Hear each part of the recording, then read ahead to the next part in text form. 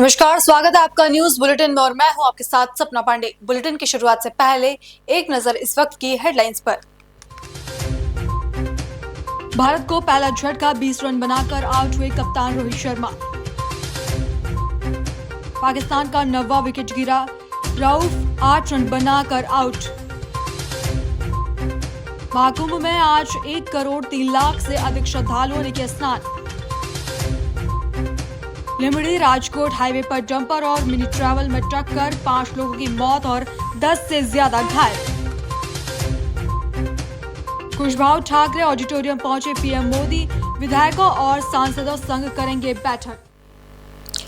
छत्तीसगढ़ विधानसभा में सोमवार 24 फरवरी से बजट सत्र शुरू होगा। इससे पूर्व आज विधानसभा डॉक्टर रमन सिंह ने प्रेस कॉन्फ्रेंस कर सत्र की जानकारी दी है। यह 6वीं विधानसभा का 5वां सत्र है, जिसमें 17 बैठक होंगी। वित्त मंत्री ओपी चौधरी 3 मार्च को बजट पेश करेंगे। इस बजट सत्र में विधानसभा सदस्यों ने कुल 2367 प्रश्न लगाए गए हैं। सभी मीडिया के प्रतिनिधिगण, आपका बहुत बहुत स्वागत, अभिनंदन। जैसे आप सभी को विदित है कि छत्तीसगढ़ की सत्रहवीं विधानसभा का 5वां सत्र बजट सत्र दिनांक 24 फरवरी से 21 मार्च 2025 तक आहूत किया गया है। इस सत्र में कुल 17 बैठकें होंगी। सत्र की शुरुआत सोमवार 24 फरवरी 2025 को पूर्वाह्न 11:05 माननीय राज्यपाल के भाषण से माननीय राज्यपाल महोदय के अभिभाषण के कृतज्ञता ज्ञापन प्रस्ताव पर सभा में दिनांक 27 फरवरी गुरुवार और शुक्रवार 28 फरवरी 2025 को होगी। माननीय राज्यपाल महोदय के अभिभाषण का दूरदर्शन और आकाशवाणी में सीधा प्रसारण किया जाएगा। इस बजट सत्र में जो वित्तीय और सांख्यिकी कार्य संपादित किए जाएंगे, उसका विवरण निम्न प्रकार है। पहला, निधन उल्लेख डॉक्टर मनमोहन सिंह, भारत के पूर्व प्रधानमंत्री। दूसरा, वित्तीय कार्य वित्तीय वर्ष 24-25 के वित्तीय अनुपूरक अनुमान का स्थापन दिनांक 24 फरवरी 2025 को होगा। वित्तीय अनुपूरक अनुमान की मांगों पर चर्चा कारण हेतु 25 फरवरी 2025 की तिथि निर्धारित की गई है। माननीय वित्त मंत्री श्री ओपी चौधरी द्वारा वर्ष 25-26 के आय व्यय का उपस्थापन सोमवार दिनांक 3 मार्च 2025 को अपराह्न 12:30 बजे करेंगे। माननीय वित्त मंत्री जी के बजट भाषण का दूरदर्शन रायपुर एवं आकाशवाणी रायपुर से सीधा प्रसारण किया जाएगा। मंगलवार दिनांक 4 मार्च 2025 एवं बुधवार 5 मार्च 2025 को वित्तीय वर्ष 25-26 के आय व्यय पर सामान्य चर्चा होगी। दिनांक 6 मार्च 2025 से 19 मार्च तक विधानसभा में विभागवार अनुदान मांगों पर चर्चा होगी। दिनांक 19 मार्च से 2025 आय व्यय की मांगों के संबंधित विनियोग विधेयक का पुनः स्थापन होगा। आय व्यय की मांगों से संबंधित विनियोग विधेयक पर चर्चा पारण हेतु दिनांक 20 मार्च 2025 की तिथि निर्धारित की गई है। तीसरा, विधि विषयक कार्य। अभी तक शासकीय विधि विषयक कार्यों के अंतर्गत निम्नलिखित विधेयकों की सूचना प्राप्त हुई है। पहला, गुरुवार दिनांक 20 मार्च 2024 को वित्तीय वर्ष 25-26 को आय व्यय की मांग से संबंधित विनियोग विधेयक पर विचार एवं पारण। दूसरा, छत्तीसगढ़ पंचायत राज संशोधन विधेयक 2025 प्रश्न स्थगन एवं ध्यानाकर्षण।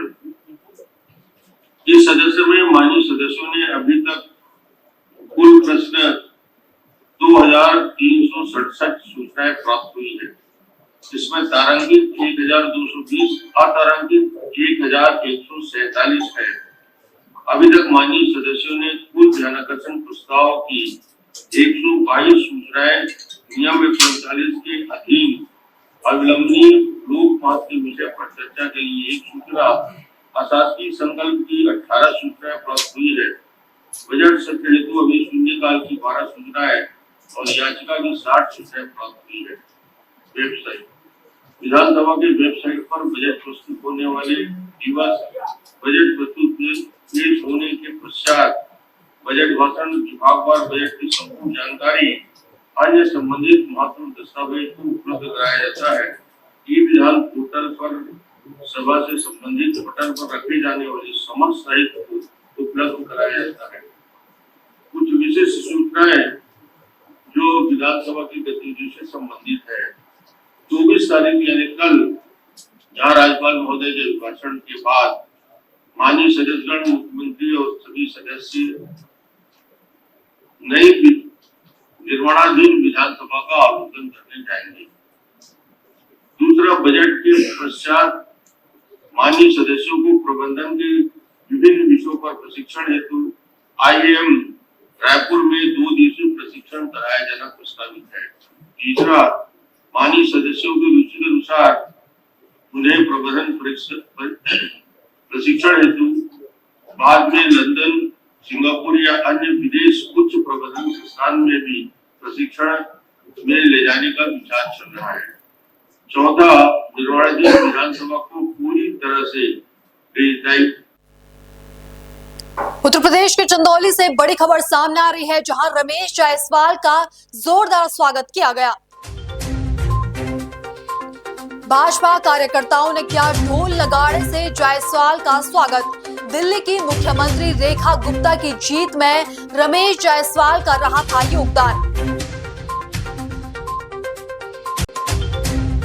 क्या मामला पूरी बात?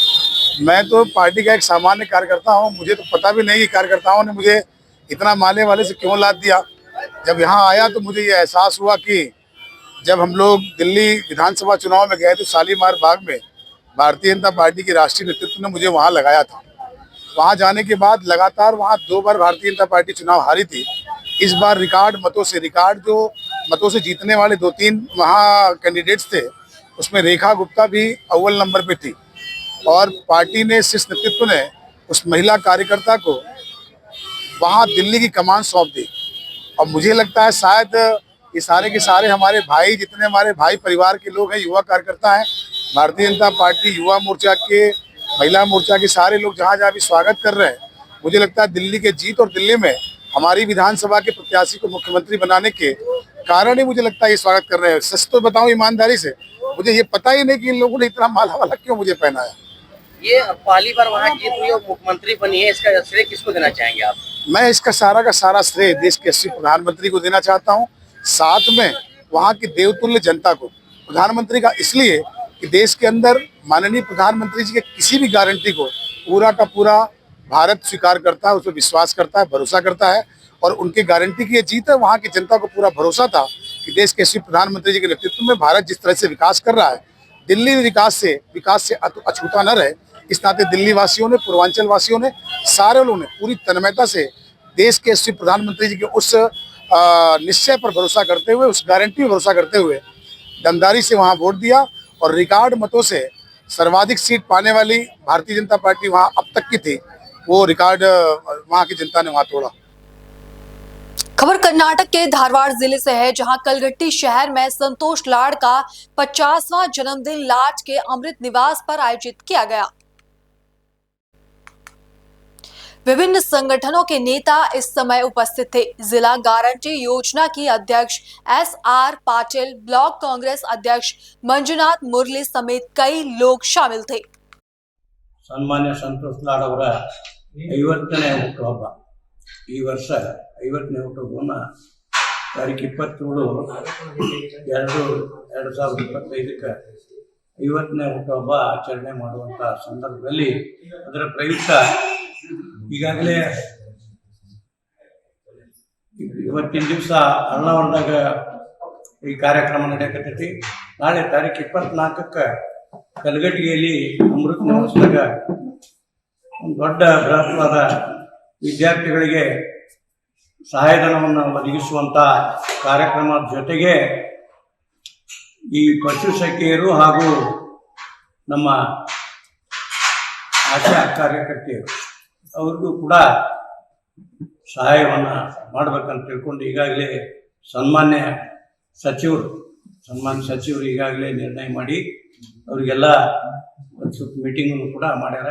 ಇದನ್ನು ಕಾಲೇಜ್ದಾಗನ ಅನೌನ್ಸ್ ಮಾಡಿದ್ವಿ, ಫೀಸ್ ನಾನೇ ಕೊಡ್ತೇನೆ ಅಂತೇಳಿ ದಾಸ್ತಿಕೊಪ್ಪದಾಗ ಕಾಲೇಜಿಗೆ ಕಟ್ಕೊಂಡು ಹೋದಾಗ ಸಚಿವರು ಮಾತು ಕೊಟ್ಟಿದ್ರು. ಆ ಪ್ರಕಾರ ಇವತ್ತಿನ ದಿವಸ ಗುಡ್ ನ್ಯೂಸ್ ಕಾಲೇಜು ಜೊತೆಗೇನ ಗೌರ್ಮೆಂಟ್ PU ಕಾಲೇಜ್ ಡಿಗ್ರಿ ಕಾಲೇಜ್ವರೆಗೂ ದಾಸ್ತಿಕೊಪ್ಪದ ಗೌರ್ಮೆಂಟ್ ಕಾಲೇಜ್ನಾಗ ಯಾವ ವಿದ್ಯಾರ್ಥಿಗಳು ಓದ್ತಾರ ಅವ್ರಿಗೆಲ್ಲರಿಗೂ ಪ್ರತಿಯೊಬ್ಬರಿಗೂ ಅವ್ರ ಫೀಸನ್ನು ನಾನು ಕೊಡ್ತೇನೆ ಅಂತೇಳಿ ಅವತ್ತು ಮಾತು ಕೊಟ್ಟಿದ್ರು. ಆ ಪ್ರಕಾರ ಇವತ್ತು ಕಾರ್ಯಕ್ರಮ ನಾಳೆ ಸಾಯಂಕಾಲ 5 ಗಂಟೆಗೆ ದೊಡ್ಡ ಬೃಹತ್ವಾದ ಕಾರ್ಯಕ್ರಮದ ಜೊತೆಗೆ ಅವರಿಗೆಲ್ಲ ಆಹ್ವಾನಿಸಿ ಪ್ರತಿಯೊಬ್ಬರಿಗೂ ಕೂಡ ಅವರಿಗೆ ತಮ್ಮ ಸನ್ಮಾನ್ಯ ಸಂತೋಷ್ ಲಾಡ್ ಅವರ ಫೌಂಡೇಶನ್ ವತಿಯಿಂದ ಅವರಿಗೆ ಸಹಾಯಧನವನ್ನು ನಾಳೆ ನೀಡೋರಿದ್ದಾರೆ.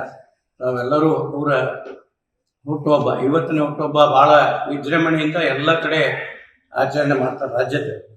ರಾಜ್ಯದ ತುಂಬ ಎಲ್ಲ ಕಡೆ ಈಗಾಗಲೇ ಅವ್ರಿಗೆ ಸಾಕಷ್ಟು ಬಿಡುವಿಲ್ಲ ಕಾರ್ಯಕ್ರಮ ಇದ್ರೂ ಕೂಡ 27ಕ್ಕೆ ಇಲ್ಲಿ ಮಾಡೋಕ್ಕಾಗೋದು ಅಂತ ತಿಳ್ಕೊಂಡು ಅಳ್ನಾವರದಾಗ 23, ಕಲ್ಗಟ್ಟಿಗೊಳಗೆ 24ಕ್ಕೆ ಈ ಕಾರ್ಯಕ್ರಮ ಜೊತೆಗಿನ ಸಾಂಸ್ಕೃತಿಕ ಕಾರ್ಯಕ್ರಮಗಳು ಕೂಡ ನಾಳೆ ನಡೀತಾವ. ಸಾಕಷ್ಟು ಸಂಖ್ಯೆಯಲ್ಲಿ ಸನ್ಮಾನ್ಯ ಸಂತೋಷ್ ಲಾಡ್ ಅವರ ಅಭಿಮಾನಿಗಳು ಅದ್ರಾಗ ಭಾಗವಹಿಸಿ ಈ ಕಾರ್ಯಕ್ರಮನ ಯಶಸ್ಸು ಮಾಡಬೇಕಾಗಿದೆ.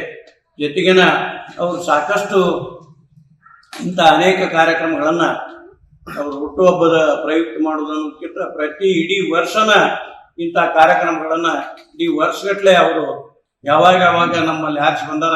50ನೇ ವರ್ಷದ ಹುಟ್ಟುಹಬ್ಬದ ಒಂದು ಬ್ಲಾಕ್ ಕಾಂಗ್ರೆಸ್ ವತಿಯಿಂದ ಸಂತೋಷ್ ಲಾಡ್ ಸಾಹೇಬ್ರ ಅಭಿಮಾನಿಗಳ ವತಿಯಿಂದ ಶುಭವನ್ನು ಕೋರ್ತಾ ಇದ್ದೇವೆ.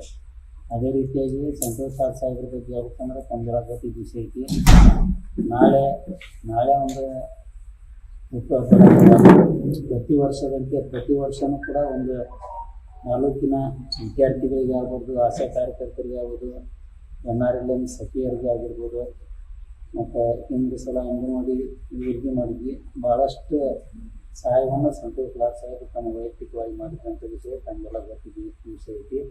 ಅದರ ಅಂಗವಾಗಿ ನಾಳೆ ನಡೆಯಲಿರುವ ಹುಟ್ಟುಹಬ್ಬದ ಅಂಗವಾಗಿ ಸುಮಾರು 175 NRLM ಸಖಿಗಳಿಗೆ ಗ್ರಾಮ ಪಂಚಾಯತಿ ಕಡಿಮೆ ವೇತನದಲ್ಲಿ ಕೆಲಸ ಮಾಡುವಂಥವ್ರಿಗೆ ಒಂದು ಸಹಾಯಧನವನ್ನು ಮಾಡಬೇಕಂತೇಳಿ ಅದೊಂದು ಕಾರ್ಯಕ್ರಮ ಅಂತಂದ್ರೆ, ಅದರ ಜೊತೆಗೆ 137 ಆಶಾ ಕಾರ್ಯಕರ್ತರಿಗೂ ಅವರು ಕಡಿಮೆ ವೇತನದಲ್ಲಿ ಸಮಾಜ ಸೇವೆಯನ್ನು ಮಾಡ್ತಿರ್ತಕ್ಕಂಥದ್ದನ್ನು ಗುರುತಿಸಿ ಅವ್ರಿಗೂ ಒಂದು ಸಹಾಯಧನವನ್ನು ಮಾಡಬೇಕಂತೇಳಿ ವಿಚಾರ ಇಟ್ಟುಕೊಂಡು ನಾಳೆ ಕಾರ್ಯಕ್ರಮವನ್ನು ಆಯೋಜಿಸ್ತಾರೆ. ಅದರ ಜೊತೆಗೆ ಇನ್ನೂ ಹೆಚ್ಚಿನ ಅಂದರೆ ಅವರು ತಮಗೆಲ್ಲ ಗೊತ್ತಿದ್ದ ಶಿಕ್ಷಣ ಪ್ರೇಮಿಗಳು ಇವತ್ತೊಂದು ಕಾರ್ಯಕ್ರಮ ಸ್ನೇಹ ಸಂಘ ನಡೆದೊತ್ತಿನಾಗ ಇಡೀ ನಾನು ಅಂತಿಮ BCom BA ಓದುವವ್ರಿಗೆ ಎಲ್ಲರಿಗೂ ನಾನು ಸ್ಕಾಲರ್ಶಿಪ್ ಕೊಡ್ತೀನಿ ಅಂತ ಕಾಲೇಜಿನವ್ರು ಮಾಡ್ತಿದ್ದರು. ಅದೇ ಪ್ರಕಾರವಾಗಿ ಸುಮಾರು 950 ವಿದ್ಯಾರ್ಥಿಗಳಿಗೆ ಕಾಲೇಜು ಮತ್ತು ಕಾಲೇಜಿಗೆ ಕೊಡ್ತೀನಿ ವಿಚಾರ ಮಾಡಿ ತಕ್ಕ ಇವತ್ತು ಸುಮಾರು 1150 ವಿದ್ಯಾರ್ಥಿಗಳಿಗೆ ನಾಳೆ ಸ್ಕಾಲರ್ಶಿಪ್ಪನ್ನು ಕೊಡ್ತಾರೆ. ಅದೇ ರೀತಿ ಮುಂದೆ ದೊಡ್ಡ ಪ್ರಮಾಣದಲ್ಲಿ ಆಶಾ ಕಾರ್ಯಕರ್ತರು ಕೊಡ್ತಾರೆ. ಈಗಾಗಲೇ ಇನ್ನೊಂದು ಹೆಚ್ಚಿನ ರೈತರ ಪ್ರೇಮಿ ಅವರು ಸಂತೋಷ್ ಲಾಡ್ ಸಾಹೇಬ್ರೆ ಈಗಾಗಲೇ ಸುಮಾರು ಒಂದು 5 JCB ತಂದ್ರೆ ತಾಲೂಕಿನಲ್ಲಿ ಕೃಷಿ ಹೊಂಡ ಮಾಡ್ಬೇಕಂತೇಳಿ ಒಂದು ಉದ್ದೇಶ ಇಟ್ಕೊಂಡು ಎಲ್ಲ ಊರಿಗೆ ಸ್ವ ಇಚ್ಛೆಯಿಂದ ಕೃಷಿ ಹೊಂಡ ಮಾಡ್ತೀವಿ ಅಂದ್ರೆ ರೈತರಿಗೆ ಅನುಕೂಲ ಆಗಲಿ ಅಂತೇಳಿ ಈಗಾಗಲೇ 5 JCB ತಂದ್ರೆ ರೈತರಿಗೆ ಅನುಕೂಲ ಮಾಡುವಂಥ ವ್ಯವಸ್ಥೆ ಮಾಡ್ಯಾರ. ಇದರಿಂದ ನಮ್ಮ ತಾಲೂಕಿಗೆ 7-8 ಸಾವಿರ ಬೋರ್ವೆಲ್ ಹೊರದಿದ್ದು ಬರ್ತೈತೆ. ಅದರಿಂದ ನಮ್ಮ ತಾಲೂಕು